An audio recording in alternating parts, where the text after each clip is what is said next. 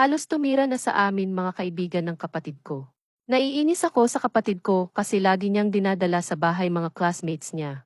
One of her classmates, her closest friend, have been sleeping at our house for almost 2 months. The reason was project daw and hindi daw yon madaling gawin pero makikita namin sila madalas mag-TikTok. Okay lang naman pumunta sa bahay classmates niya pero yung halos tumira na sila sa amin.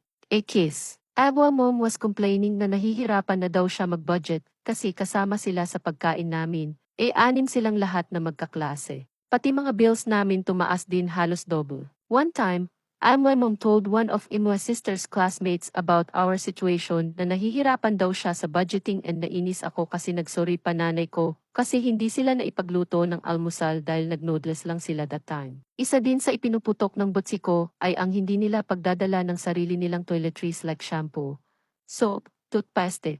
Isama ko na rin detergent soap kasi naglalaba sila almaw. Yung grocery namin for a month na mga toiletries, ubos agad in a week. Like, may pambili ng mga alak ang mga ulok pero walang pambili ng shampoo. Kinausap namin kapatid ko about this but she just shrugged off and nagalit siya kasi wala daw silang ibang choice, bahay lang namin. Ang hirap pumilo sa bahay kasi nawawalan na kami ng privacy.